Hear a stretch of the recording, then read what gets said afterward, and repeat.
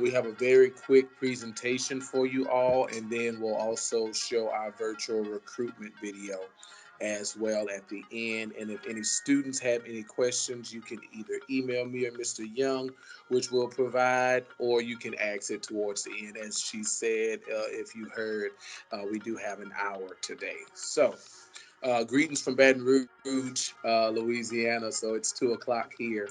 Um, so, a little bit about Southern University. We are a public historical black college and university. We are located in Baton Rouge, Louisiana, as I said, and we are an HBCU system. So that means we do have 5 total campuses, which I'll talk about. We are the largest historically black college and university system. And the largest HBCU. So we have over 7,000 enrolled in our undergraduate campus, with over 12,000 enrolled in our system. We are Division One. We're a part of the Southwestern Athletic Conference in the NCAA, and we're known for the human jukebox alongside our academics here at Southern University, or as you can see on the side, SU or SUBR. Some people may call it the Bluff or the Yard. Okay, so a little bit more. We were founded in 1880 in New Orleans, Louisiana. Then we relocated to our undergraduate landmass campus here, March 9th, 1914. So we are a land grant institution. So we were a part of those 1890 land grant universities that were a part of the Morrill Act of 1882, signed into law by President Abraham Lincoln. So in addition to the 512 acres that we have in our undergraduate campus, we have an additional 372 for our Southern University Agricultural Research Extension Center. So when I say that we are a system, we have 5 campuses, but on our Baton Rouge campus, we have 3 of those 5 campuses as well, which I'll talk about on the next slide.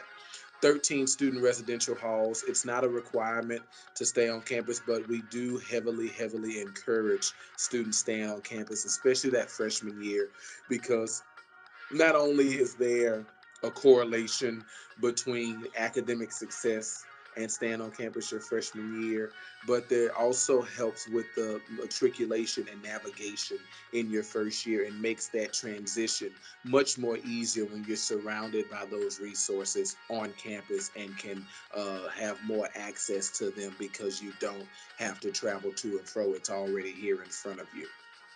Over 60 undergraduate, graduate, and doctoral degree programs. Myself and Mr. Young both. I'm currently going through my grad program. Mr. Young is a 2-time graduate of Southern University, receiving both his bachelor's and his master's in mass communications from Southern University. Over 100 active student organizations. If there's not an organization here for you, you can start an organization. All you need is 5 other students and an advisor. And those active student organizations also include our Divine Nine Greek fraternities and sororities, which pretty much encompass the HBCU culture. And it's warm. I'm sure Miss Freshman can allude to it. Coming from Las Vegas down here to Baton Rouge, we really only get 2 seasons, hot and mild. And that's pretty much it. We're lucky when we get under 60. We bundle up down here. So as you can see, on average, it's in the high 80s, low 90s here in Baton Rouge, Louisiana, if you haven't been. Okay, our system, as I talked about. So I alluded to Southern University Baton Rouge a little. I talked about our Southern University Agricultural Research Extension Center, which is 372 acres, but also Southern University Law Center is on our Baton Rouge campus, which is a separate entity post-baccalaureate studies. You don't have to major in anything pre-law to go to our law school. You don't have to graduate from Southern in order to go to Southern's law school. We have plenty of students who go to different schools, LSU being one of the main ones, who come to Southern to get a little bit of diversity on their resume. So for those students who are interested and want to take those pre-law classes through our law center, or through a criminal justice, English, history, or political science curriculum to sort of prepare yourself for the LSAT to get into college, we have that, and we have that resource available for those students. We also have Southern University at New Orleans, in New Orleans, Louisiana, which is our 4-year sister school institution, which was founded in 1959. And I always say, if students want the HBCU culture but just want better food, you can't beat the food in New Orleans. So if you still want to go and get that Southern University education, but you're either from New Orleans or you want to relocate to New Orleans, you can. And before we became test optional, through our Southern University Shreveport campus, we ran our Susler Connect program, and those require we still run our Susler Connect program, but the requirements are now different. So it used to be for students who either fell below a 2.0 or the threshold requirements on the ACT, whether it be an 18 in English, a 19 in math, a 20 composite, all three or all four, meaning all three of those requirements on the ACT, SAT, and of course below a 2.0 GPA. Now it's for students who either don't have a 2.0 GPA or don't meet those core requirements. And if you're an out of state student, that means the 4 units of English, 4 units of math, 4 units of science, 4 units of social studies, 2 units of foreign language, and 1 unit of art. If you don't meet 17 out of 19 of those requirements, then your application will be denied. But you can go through our Susla Connect Satellite Bridge program, in which you'll take your general education prereqs.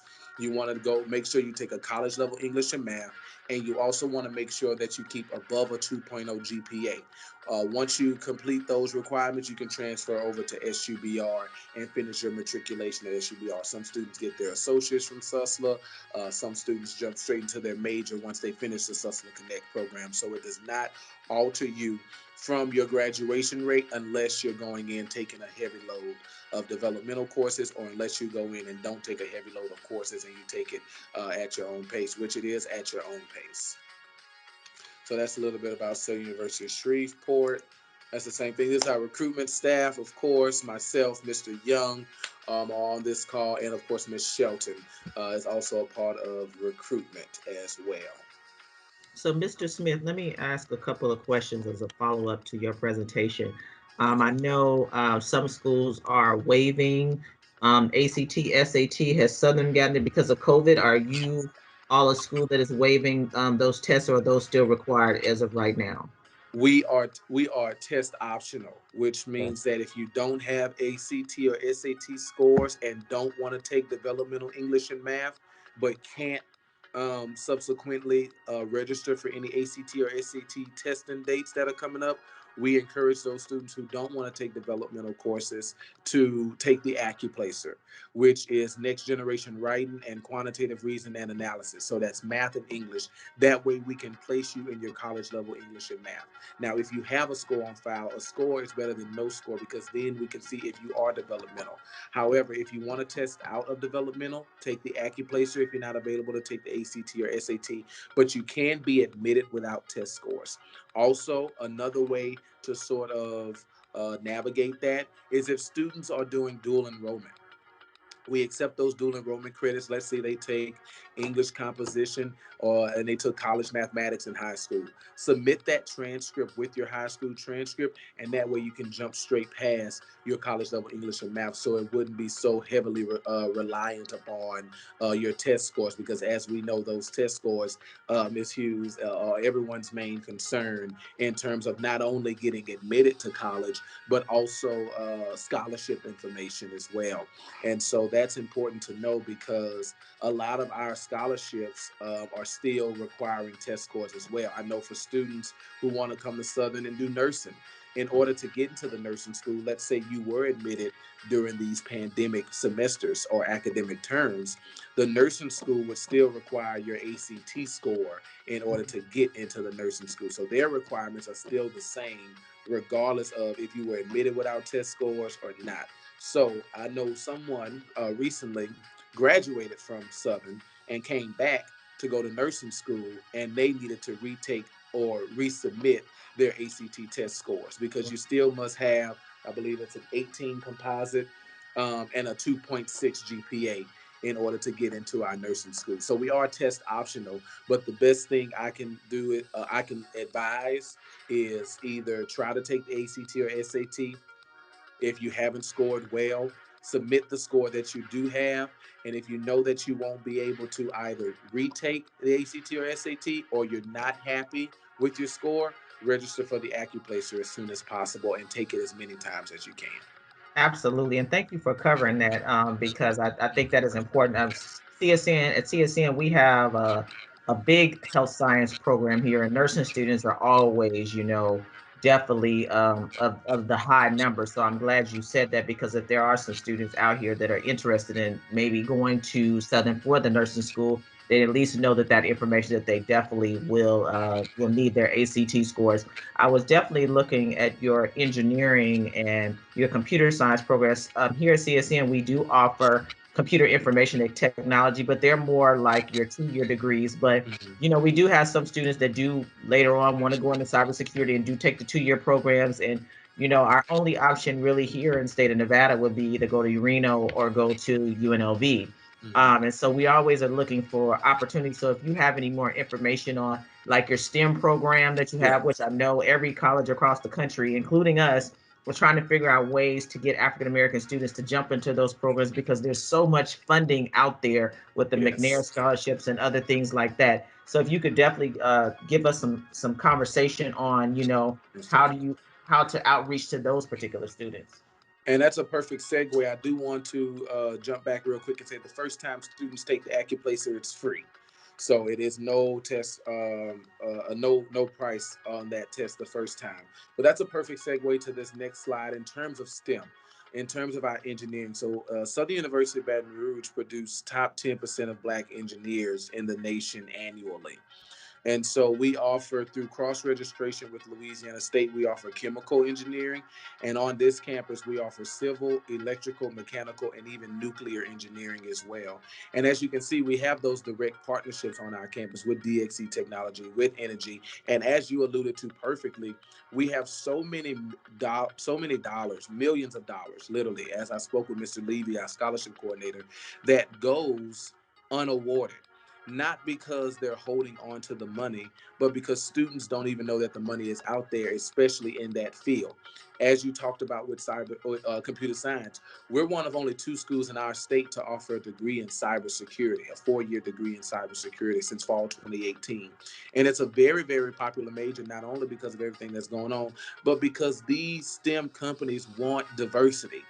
They want those African American students, those high achieving African American students in that field to come and do co-ops, do internships, and have job opportunities once they graduate.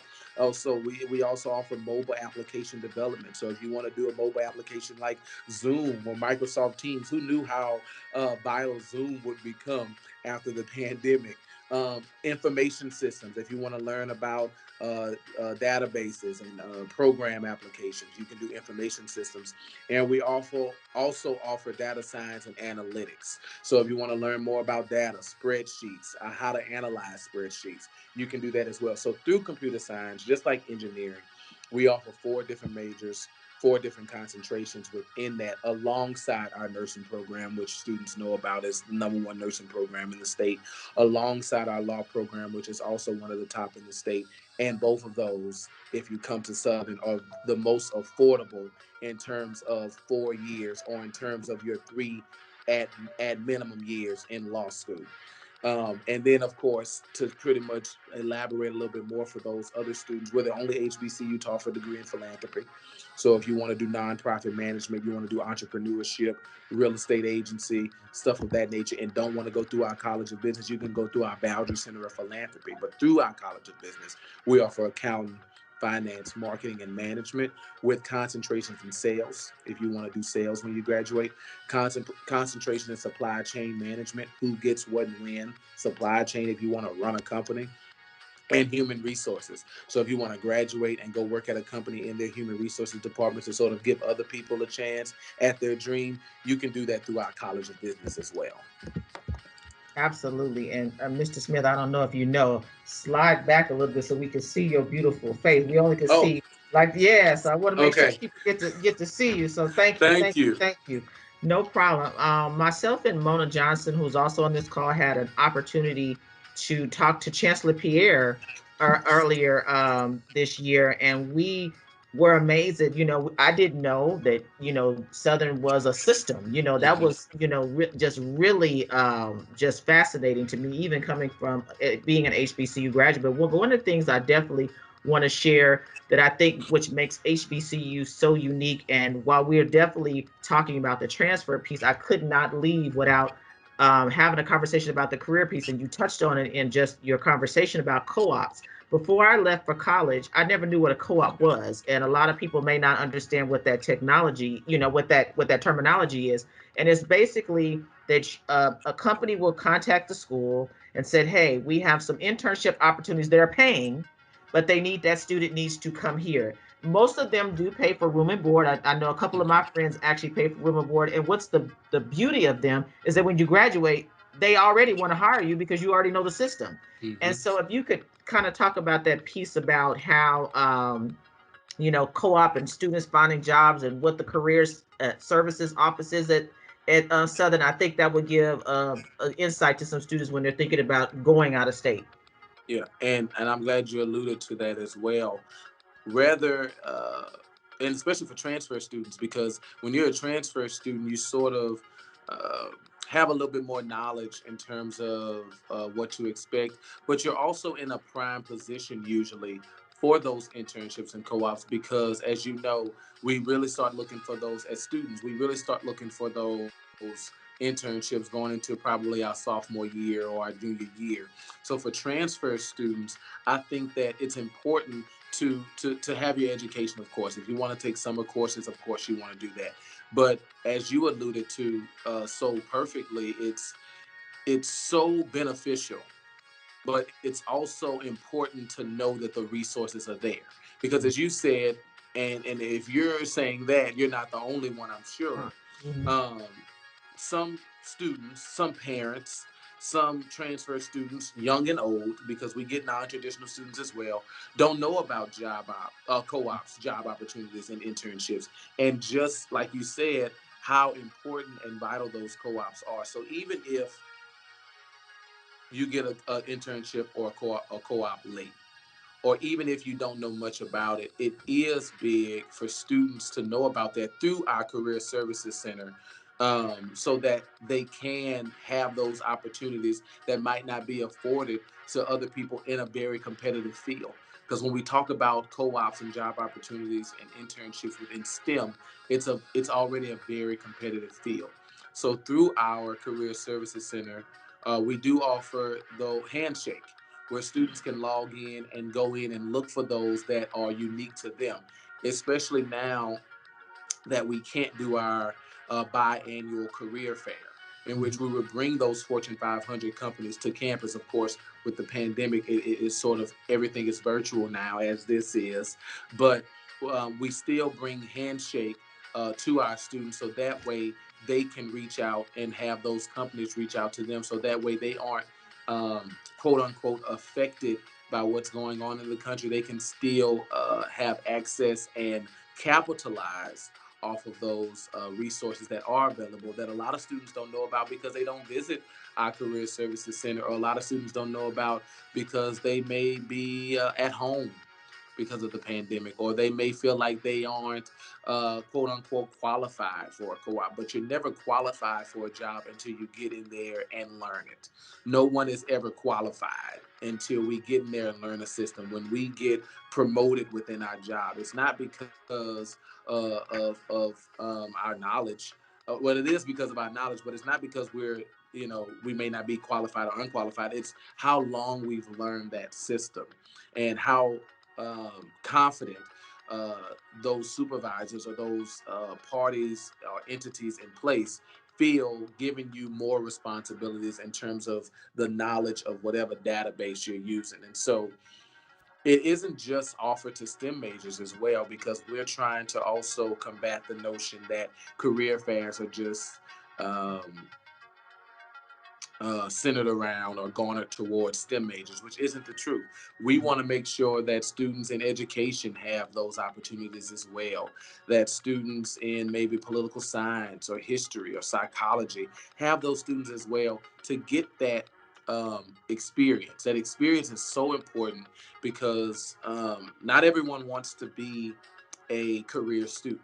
Not everyone wants to graduate with their bachelor's and go get their master's or go to law school or go to med school. Some students, and as you alluded to, take the 2 year route, or some students take the 4 year route because they want to get into the workforce.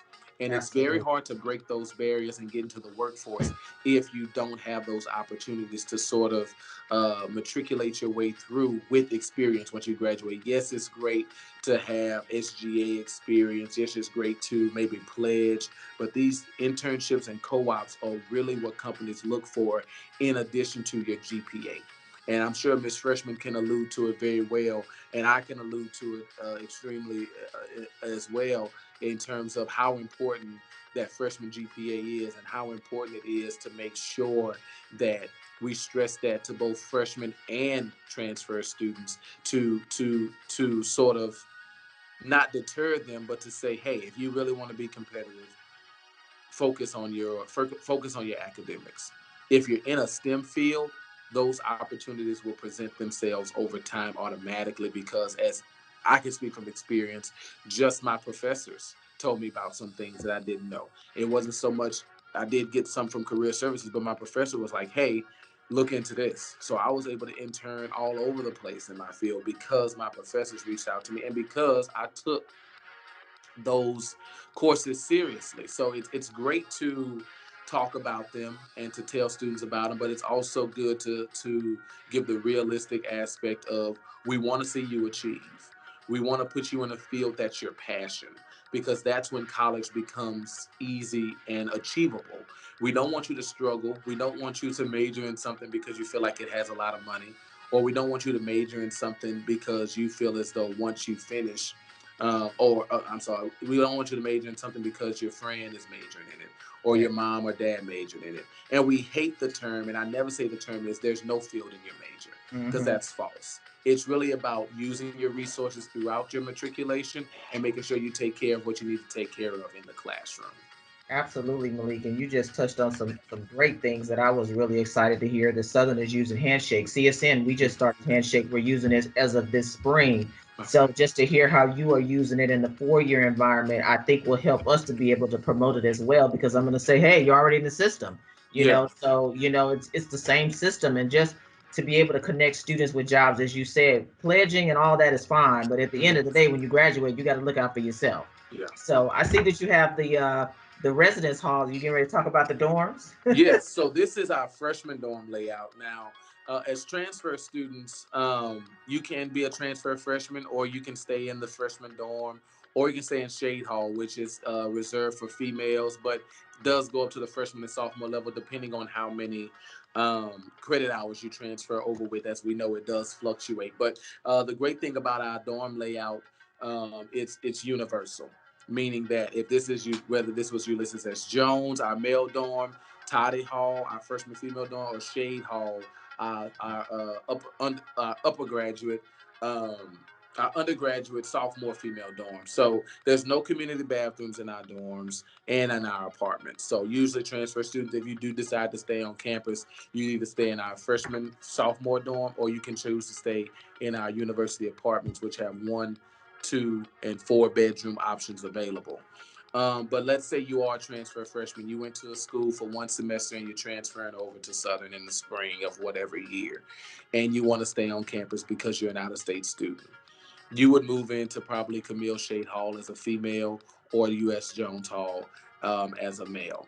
You would be able to choose your roommate if that student was admitted with you. You both turned in the application at the same time and before the May 1st priority deadline. So if you both put each other on the same application, there is a good chance that you will be roomed together. Now that May 1st priority deadline is pushing it. We don't put deadlines out there so you can submit something April 30th. We want you to submit though that paperwork way before that deadline so we can ensure that you have housing. But Malik, if I you might are have to interested, rewind that part in our conversation, because one of the things that we always talk about are deadlines. That deadlines are important. yes, Because just because the deadline says submit by April 30th, if all the dorm space is taken up March 1st, yep, April 30th is obsolete because the exactly, dorms are full. So definitely, I'm glad exactly. you spoke of that. Yes, and that's important. It's a deadline out there for a reason. Of course, you're going to have housing because that's our priority deadline. But the earlier you get those documents, the better. You won't have anything to worry about because then, as we know, everyone stresses about financial aid. But if you can get housing and your schedule done, you should be good to go. So you can choose your roommate. You can have your car on campus. Freshman, sophomore, junior, senior. You can have your car on campus. It is taken out of your tuition, so it's no additional cost. It's a one-time fee. And so, other than that, how do we become a part of the Jaguar Nation? So, as transfer students, we're really just looking at two documents. I work with transferred students now. We're really just looking at that official college transcript from whichever college you're coming from, and we're really just waiting on those immunization records. So if you can have your school submit your document via email to our admissions email or have it mailed in to our PO box, we can then articulate that transcript. All courses transfer over to Southern University as long as it's from an accredited institution and as long as it's not a developmental course. And I do want to also stress the fact that if you have repeat and deletes, it's going to count as if you took the class twice. It won't be an F and an A, and then we replace that F with the A. It will be like you made an F and then you made an A. So sometimes students are confused with that because they say, well, my GPA is one thing on this transcript because it's a repeat delete. But then when we articulate in our system, it just articulates as two courses. So that's the main. I see someone has raised their hand, and I can pause and Let's take a see. question if they have one. Let me see who that is. Tommy French. He's one of our senior specialists here at the College of Southern Nevada. Go ahead, Tommy. So yeah, before you got too far ahead, so you're talking about transferring in. Will a student need to graduate from that institution to transfer, or is there a certain amount of hours that you require to transfer to your institution? Thank you for that question, Mr. French. You don't have to graduate. If you do graduate and then you transfer over, that's kind of like second degree seeking student, which is handled by the registrar's office, or grad student, which is, of course, his office of the graduate school. There is no necessary cap. It's zero to anything under graduation you can transfer. Now, if you have less than 18 credit hours, you'd be considered a transfer freshman, meaning you'd still be a freshman, you wouldn't be a transfer student. But other than that, you don't have to necessarily graduate. There is no quote unquote, uh, how do I put this? How do I say this? There is no limit. And however many hours you have, we put each of those grades in, as I said, and they all articulate over. So, whichever classes you took at College of Southern Nevada will articulate over to SUBR, and then you'll continue from where you left off based on where you are in our curriculum.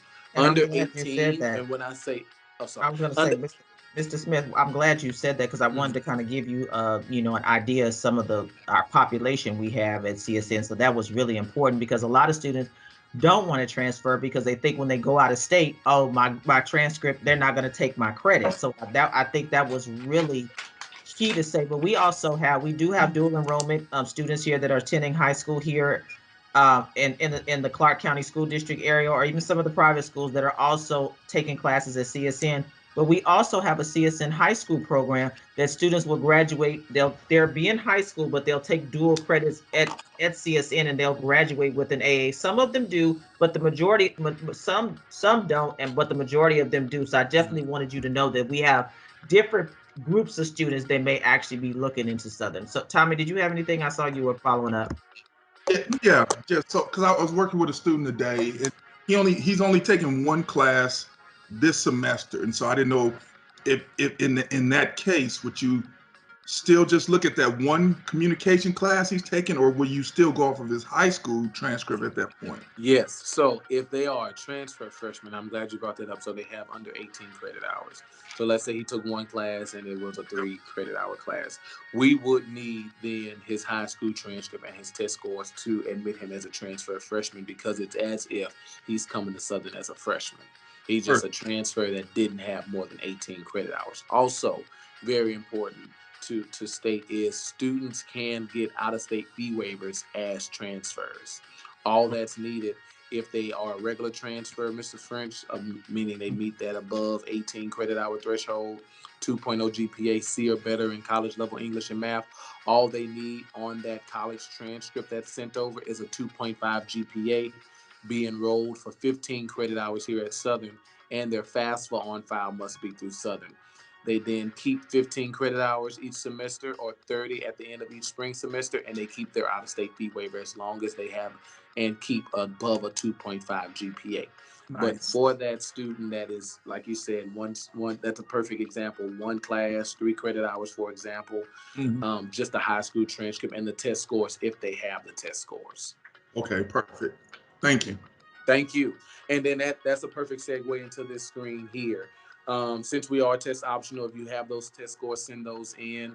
If you're a transfer freshman, this presentation is kind of going towards freshmen. But other than that, immunization class, immunization records, meningitis shot records, and your college transcript. Complete your housing. $150 non-refundable fee. The May 1st priority deadline is coming up rapidly for fall 2021. And of course, you do have to register for new student orientation, but your transcript won't be generated once you register for new student orientation unless you're a freshman. You will reach out directly to your department head if you have over 30 credit hours. If you have below 30 credit hours, Ms. Veronica Richardson, our Associate Director of Academic Advising at the University College, will do the schedule for that student. Also, complete your FAFSA. FAFSA opened up October 1st. Ms. Hughes just alluded to deadlines. Those are the most important things in college. Deadlines. I'm in grad school. Deadlines are so important. And this is the out-of-state, understate comparison. I talked about the out-of-state fee waiver a little bit. So this is your tuition basically just doubles. Everything else stays the same. If you decide to stay on campus, you must have a meal plan, and then your cable and internet is included on your tuition, and then your mailbox rental. So you pay about $3,000 more. Now, this is if you stay on campus and if you don't receive the out-of-state fee waiver. And this is your highest level of housing, your highest level of meal plan. So by law, of course, if you stay on campus, you must have a meal plan, even if you don't use it, and they're going to charge you for it, so you might as well use it. And then that's housing, of course. Then your tuition, this is based off 12 credit hours. Now, we do consider full-time for nursing students 9 credit hours because of the workload, and engineering students, if you have 9 credit hours, you're considered full-time as well. Um, Other than that, that's pretty much it. We talked about the out-of-state fee waiver, 2.5 cumulative GPA on your college transcripts. This is a transfer fare, high school, and then 15 hours per semester for FAFSA on file.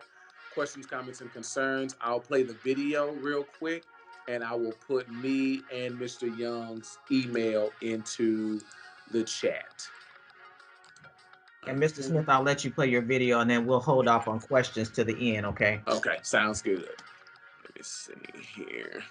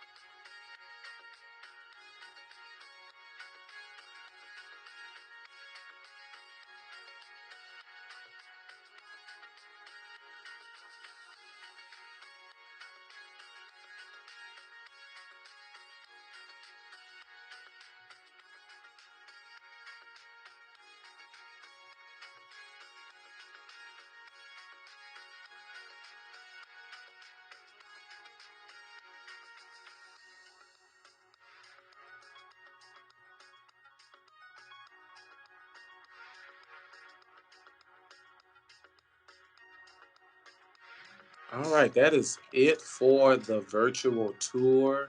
Um, Well, any I appreciate. questions for myself or Mr. Young?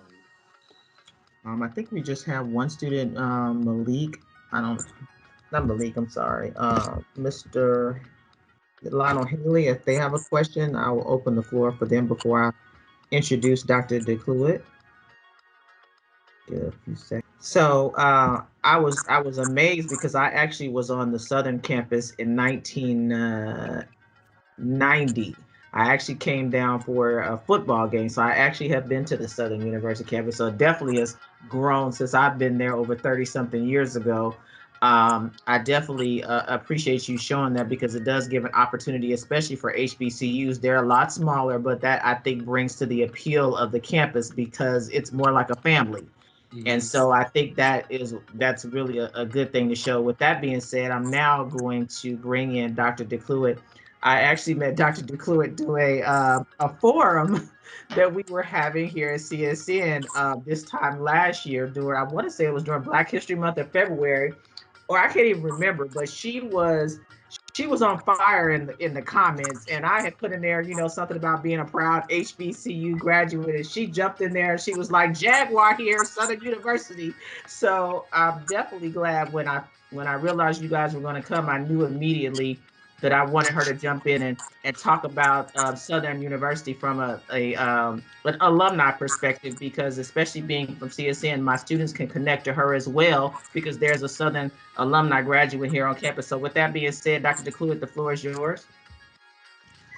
Yes, thank you so much for having me. I'm super excited to be here and actually get to see myself some of the changes that have happened over the years. I won't tell you exactly when I graduated from Southern University, but let's just say that it was 19 blah blah blah. Let's just say, Ms. Hughes, when you were there, I was there as well. So I can attest to some of the, first of all, the excellent education that you can receive at Southern University. Even though it was many decades ago, I am an accounting graduate. So when I saw the pictures of TT Elaine, which is where I used to hang out, I was super excited about that. And so TT Elaine is still standing. Since I graduated, the College of Business is now has a very prestigious accreditation, a programmatic accreditation. They are accredited by the AACSB. And so that just attests to the fact it's a very selective accreditation. And that just attests to the fact of the wonderful work that is happening there at Southern University and specifically in TTLA. You also mentioned about cooperative education opportunities and internships. I did both. At the time, General Motors and Exxon were number one and number two on the Fortune 500. I had an opportunity as a business student at Southern University to do both. I did a cooperative education experience with General Motors and an internship with Exxon, which was at the time right down the street. And so a wonderful opportunity for me to leave college with a degree with number one and number two on my resume. And so you can imagine that even though I graduated in a recession, which we are now most likely having, because Southern University offered me those opportunities to go out and work and get some experience, I was able to find a job when many other people during that time were going back home. And so I would just say that so many opportunities, but you have to go out. And as with anything, you have to pursue those. You have to understand what those opportunities are, pursue them, ask questions, all those different things. Um, Mr. Smith, I will correct you on one thing though. You did have an accurate slide about the weather being 90 degrees, but keep in mind during the summer, keep in mind you're talking to people who may be in the desert, so 90 degrees sounds like nothing. You have to make sure that you remind them that that in Louisiana we got humidity. And so so that makes that 90 degrees feel like a lot hotter. Yes. So we got to Yeah. make sure that we mention that part. By the way, Gotcha. I am from New Orleans. Um, and I'm a legacy student at Southern. I was a legacy student at Southern University. My parents met at Southern University, and I met my husband at Southern University. So we have generations of folks in my household who are Jaguars, and I can't say enough about the experience of being a graduate and being a student at Southern Universities. So feel free to ask. Oh, and the other thing is I was a member of the Honors College. Um, and I'm so happy to see that in your presentation and in your video that it has since been named for Dr. Dolores Spikes, who Yes, ma'am. was a very instrumental academician who really pushed Southern University through some amazing times. And so that was very heartwarming to see that Dr. Spikes was honored in that way. And so feel free to ask me any questions or move on to our beautiful Miss Southern freshman, or feel free to ask me any questions. But it's been a pleasure to catch up with Southern University and offer my insight. Thank you. Thank you for having us. Yeah, and Dr. DeClude, I'm so thankful that you were here. I said because I don't think sometimes people, and I look and I know what you've done with your career, but I don't think people realize how HBCU graduates have been able to flourish in the corporate world and in higher ed. I don't think we really touch on that enough. And as you said, working at Exxon, that's big, that we are given the same opportunities as students that go to, PWIs, as we call them. They're just because I go to an HBCU doesn't mean I'm not afforded the same opportunities. As you were saying, about legacy, my niece that I will be introducing in a minute, she chose Southern. We don't have anybody in our family went to Southern. So, we are a UAPB family. Most of our family went to UAPB. So just to hear that, I guess we'll be starting a new tradition with her there. But as I was saying, it is amazing to hear, what you were able to do, and that, that they looked at your education, that it was valued even at an HBCU, which I think we've all heard, those of us that have graduated from HBCU, we always hear, oh, you can't get that at an HBCU. You can't do that at an HBCU. I'm like, that's interesting, because most of the people that I know that graduated with me have very, very good careers in the corporate and nonprofit world and higher ed that are doing amazing things. So, Dr. DeClude, I'm really appreciative of you saying that. Did you want to jump in? Was it something you were going to say? Don't let people tell you stories. Don't let people fill your head with fake news. We absolutely, because my husband and my sister-in-law and her husband, my brother-in-law, we all graduated from Southern University. I have had a career filled with, my corporate career is only at Fortune 500 companies. And so keep in mind, when companies go to HBCUs, they know what they're going there for. That is primarily where they are getting the African American and the diverse aspects of their workforce. And so keep in mind, by going to an LSU or some other big traditional, primarily a PWI institution, keeping in mind that they're not going there to see diversity. They're going there for other talent. They primarily go to HBCUs for their diverse talent. And so we have many, many opportunities. And another thing I will say, because I know we're rounding out on time, but is I found that all of us were very competitive. Me, my husband, my sister-in-law, his younger sister, and her husband all have advanced degrees. So we were able to be competitive in the corporate environment. We were able to be competitive when we went on for our advanced degrees. And so through the four of us, I think we have something like 9 degrees. And so we all were able to be competitive in other environments. So don't let anybody tell you fairy tales on the type of education you can get at an HBCU, specifically at Southern University or any other HBCU. Thank you, Dr. Cluett. So with that being said, I don't know if you guys can see. Can you see this picture of my beautiful niece? My beautiful niece graduated from Legacy High School here in Las Vegas.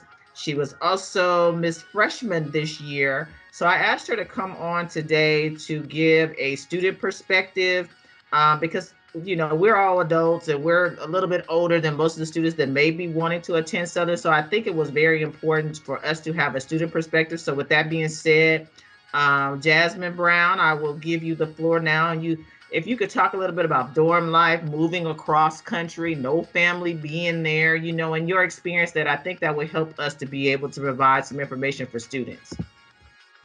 Well, to start off, greetings everyone. I am Jasmine Brown and I'm currently Miss Freshman at Southern University. So, moving across country, it was a struggle at first because I'm not gonna lie, I love being in the city. So, it was very country for me. And with this experience, I have an uncle that stays in Arkansas. He helped me, and so did my grandparents and my older sister. But it was really about learning like who you are going onto this campus, and it was me getting to know like how I'm gonna be by myself for the first time without my siblings, because I have 3 sisters. It's 4 of us in total. So it was very different for me. When I first started class, it was different, wearing a pandemic. So it's not the same thing, obviously, but it was very different because you had online and you had some classes in person. My fall semester consisted mainly online. I had some classes in person, but most of the time I just stayed online because, I didn't want to get sick.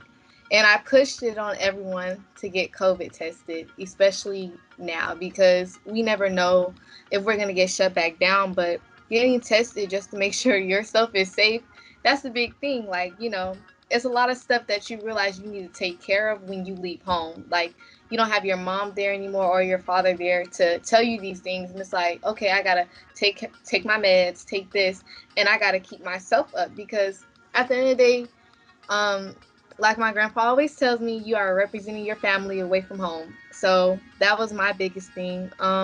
Dorm life for me, it was very different because I moved into shade. So, and I'm currently going to get a private room only because I want to. But with COVID-19, they started offering private rooms, and a private room is just when you're by yourself.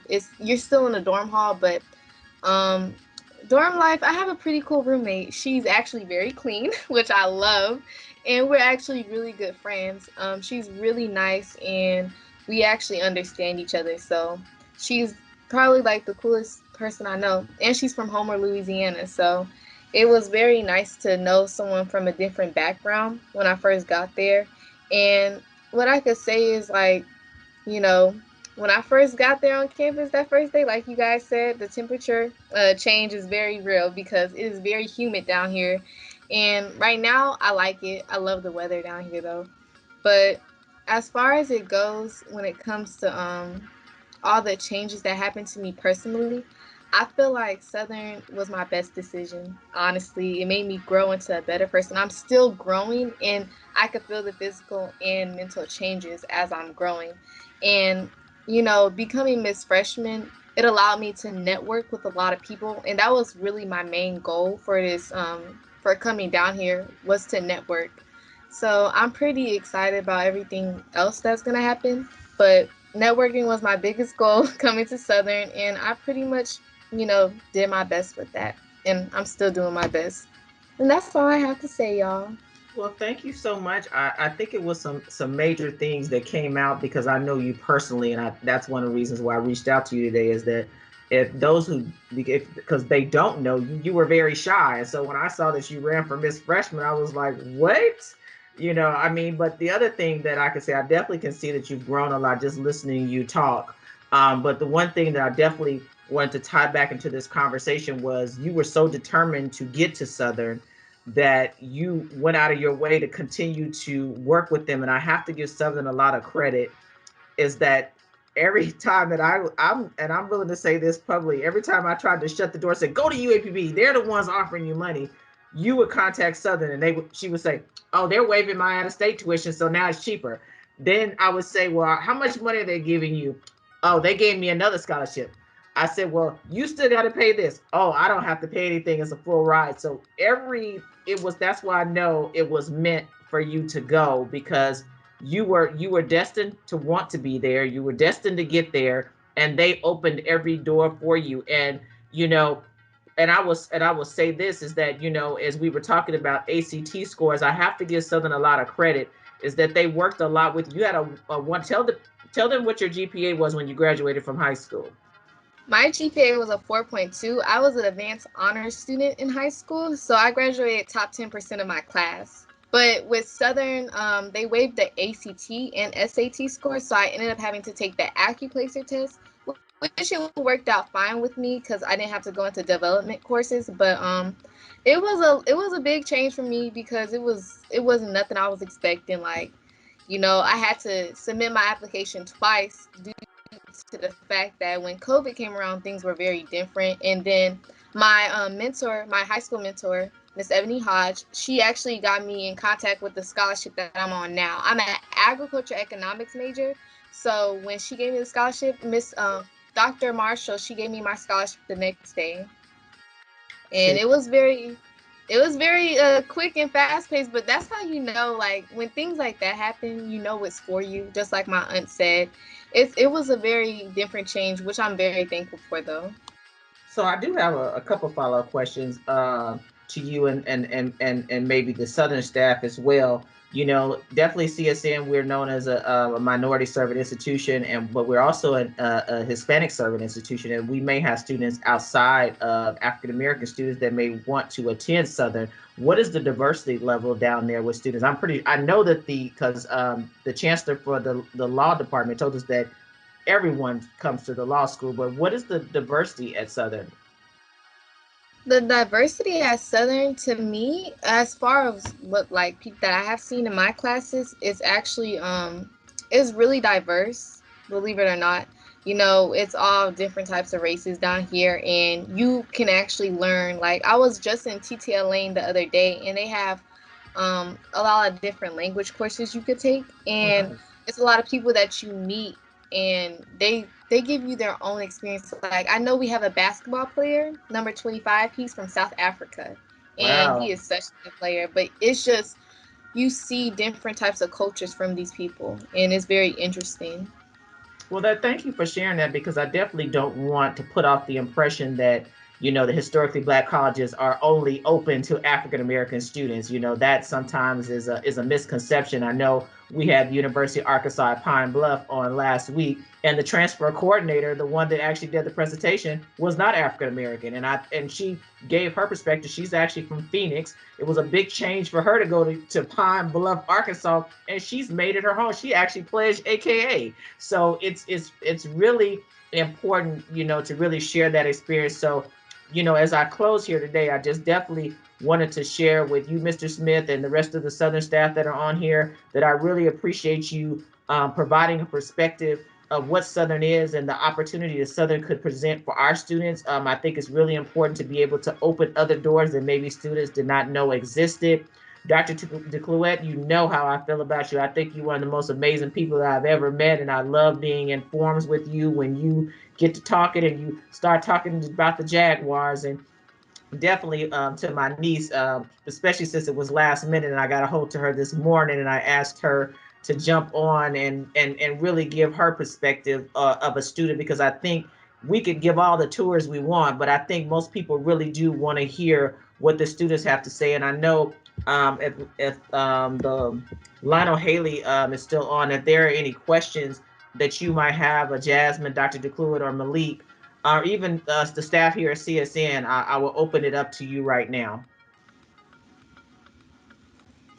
Moana Johnson, she said in the comments, what's my major and have you completed any internships? And do I have any SU mentors? My major is agriculture economics, and as far as internships go, I'm still working on that.